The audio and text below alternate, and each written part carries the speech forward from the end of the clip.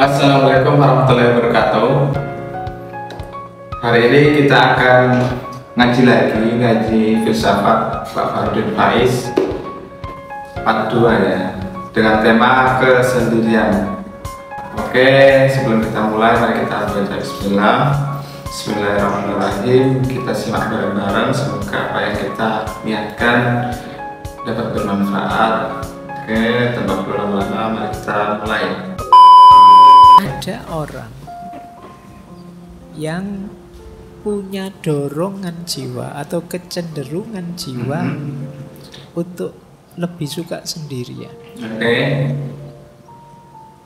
Kita menyebut orang semacam ini yo namanya orang-orang introvert. Oh, orang-orang introvert yang punya kecenderungan sendiri. Bisa menikmati hidup dalam kesendirian. Jadi ini mengingat tadi ya, ada solitude, ada lonely. Orang-orang yang jenis ini itu justru lebih nyaman dalam kesendirian. Kalau kita gelisah kalau sendiri, orang-orang semacam ini itu lebih senang. Jadi orang-orang introvert itu lebih nyaman menyendiri. Itu merepotkan saja. Oke. Nah, kita lihat ya. Saya tidak tahu teman-teman ada di sini apa enggak. Saya menyimpulkan secara umum saja dari berbagai sumber. Coba dicek ya teman-teman masuk introvert apa enggak. Ini dulu pernah kita bahas agak panjang di sesi psikologi saya lupa. Yang pertama begini, kalau teman-teman merasa berinteraksi dengan orang itu capek, lelah saya Pak melayani teman-teman itu. Nah, itu kemungkinan kita ada indikasi di sana. Karena orang yang ekstrovert itu senang, gembira.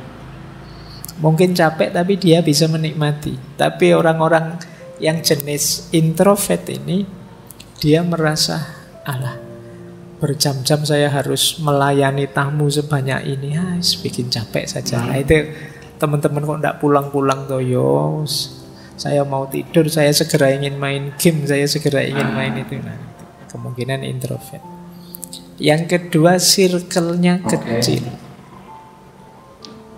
Orang-orang yang senang sendirian itu biasanya ya circle-nya tidak banyak. Temannya 1, 2, 3 dan hanya itu-itu saja. Lebih suka menghabiskan waktu sendirian. Orang semacam ini self healing terbaik menurut dia ya di rumah, di kamar. Kalian kan sering ngajak, yuk healing, yuk jalan-jalan. Healing itu kan selama ini kita mengartikan kemana tuh kayak jalan-jalan kayak. Tapi bagi orang ini healing terbaik itu ya di kamar. Jadi begitu masuk kamar itu disitulah surganya. Nah, kalau ada yang seperti ini mungkin kalian ada jiwanya agak introvert. Jadi lebih senang di kamar saja. Kemudian tidak suka lingkungan yang berisik. Kalau ada rame-rame dia, alah apa sih itu? Tidak senang dia. Dan lebih tertarik dengan aktivitas-aktivitas sendirian. Nah, ini indikasinya. Oke. Dari keenam indikasi ini ya, pada intinya orang-orang introvert itu orang-orang yang males di keramaian. Dia lebih nyaman menyendiri ya, lebih nyaman menyendiri. Jadi misal contoh ya, teman-teman yang introvert biasanya itu ketika nongkrong, karena nongkrong itu kan di kafe mesti rame, dia itu lebih cenderung capek seperti itu, lebih cenderung tidak nyaman. Kenyamanan dia itu ya ketika berada di kamar sendirian, bermain game atau nonton film dan lain sebagainya ya. Oke, kita lanjut ke implikasinya. Implikasinya kadang-kadang wong karena orang-orang introvert ini juga kan pasti bergaul meskipun tidak intensif. Sering kali orang ini, apakah teman-teman pernah merasakan ini saya tidak tahu, biasanya lebih suka berharap orang lain mengerti dirinya. Oh. terus dia capek-capek menjelaskan. Lebih minta di pekain ya sama orang lain. Aku itu ngerti lah. Ngertiin. Kok aku diajak jalan-jalan terus toh, ya aku itu pinginnya di kamar. Mau tak tolak itu ndak enak, mau tak ikuti kok ndak cocok dengan seleraku. Mbok yo ngerti yo teman-teman itu.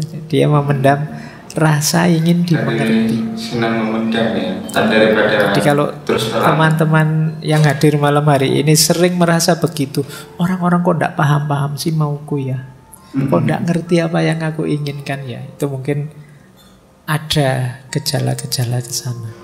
Agak introvert. Saya tidak ngomong jelek ya. Introvert, ekstrovert itu bukan urusan baik buruk atau dosa atau pahala dan siksa, tidak ada itunya.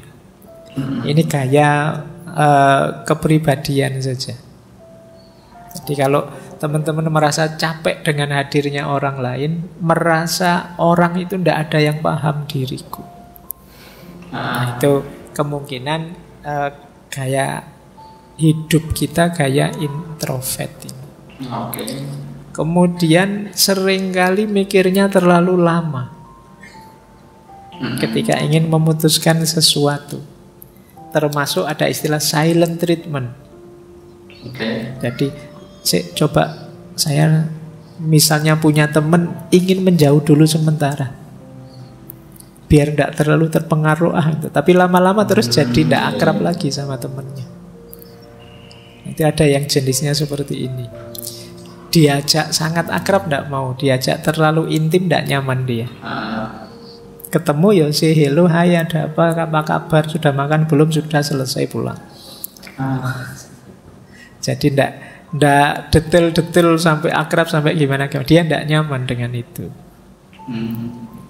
Jadi ciri implikatifnya kadang-kadang mikirnya lama untuk bisa memahami orang, pingin yakin orang tidak membohongi saya, yakin orang mengerti saya, sampai akhirnya rasanya ya jadi tidak akrab lagi sama teman-temannya.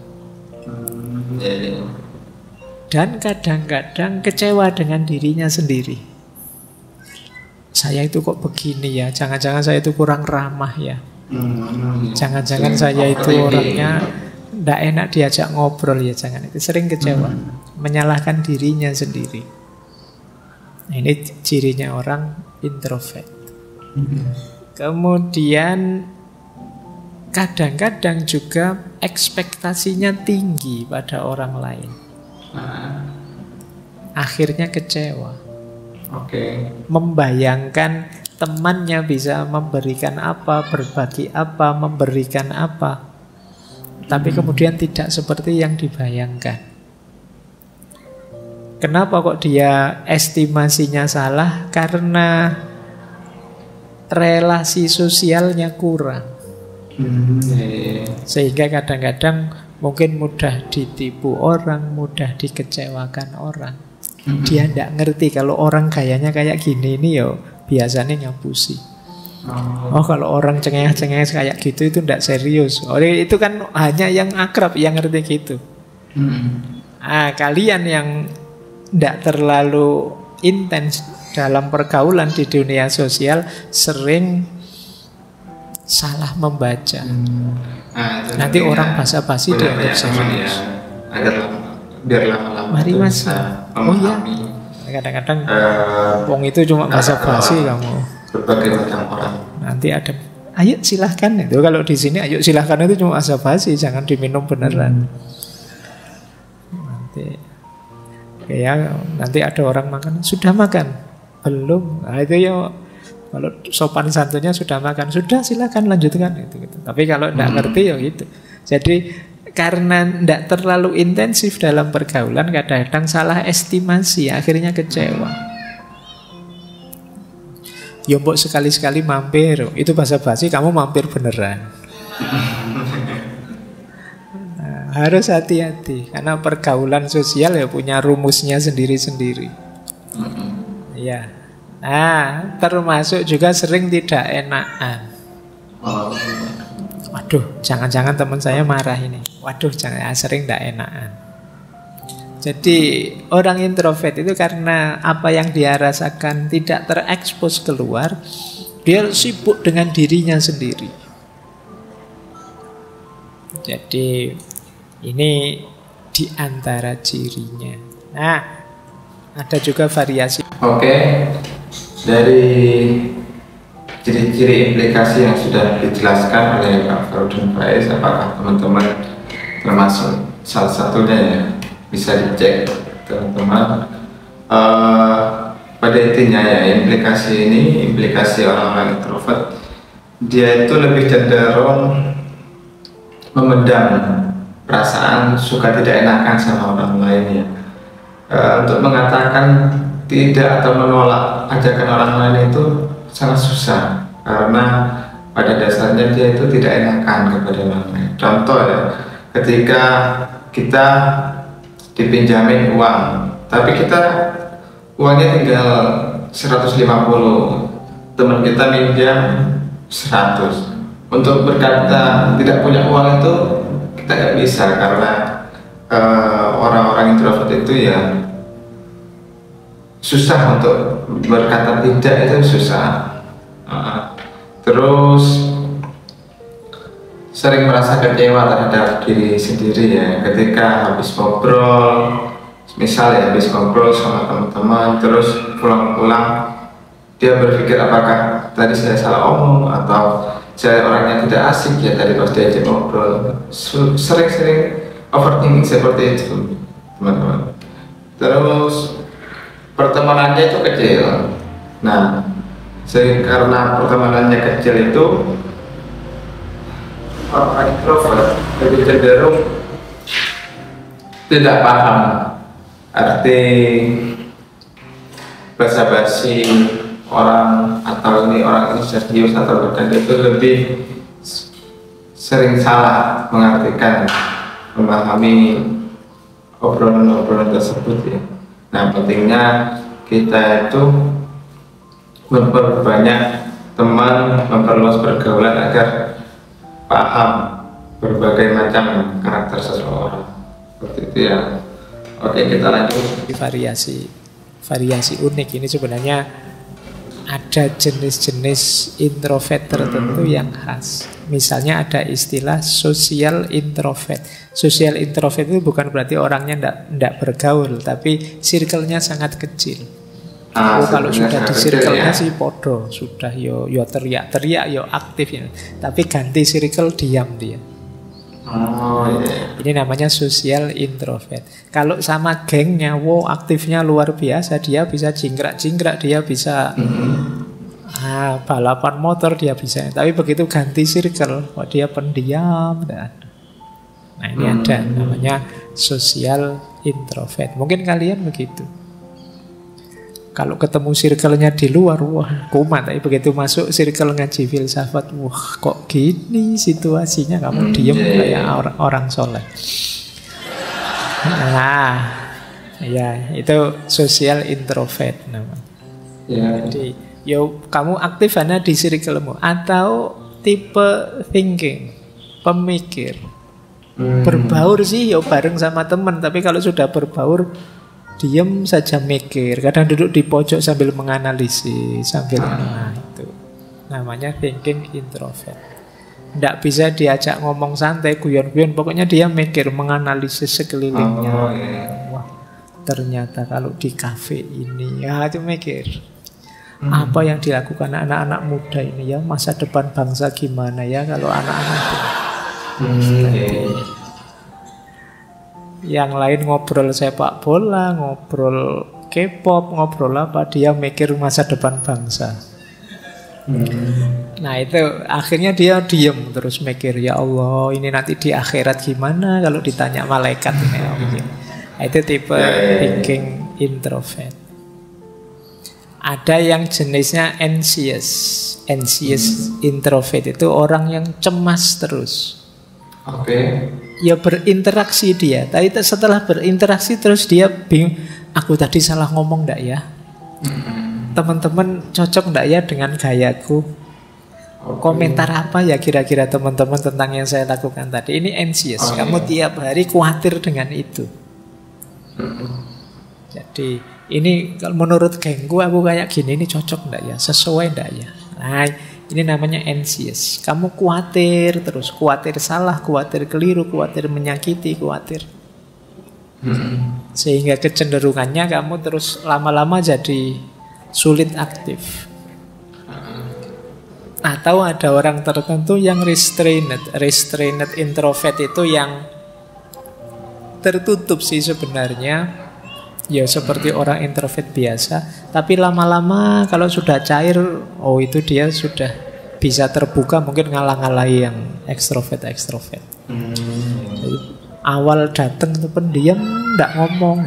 Besok ketemu masih diem. Hari ketiga, wah cerewetnya ngalah-ngalahi. Itu restrained introvert. Baik, ini tipe-tipe orang yang bisa menikmati kesendirian. Oke, kita bahas variasinya ya. Sudah dijelaskan oleh Pak Fardin Faiz bahwa variasi dari orang-orang introvert itu ada 4. Pertama, social introvert. Kedua, thinking introvert. Ketiga, anxious introvert. Keempat, restrained introvert ya. Jadi pada intinya orang-orang introvert dalam variasi ini, keempat variasi ini adalah bahwasanya orang-orang introvert itu sulit untuk aktif bergaul terhadap circle baru, orang-orang baru, sulit untuk cair. Jadi dia butuh waktu yang mungkin cukup lama sehingga dia mampu memahami ya, mampu cair terhadap orang-orang baru.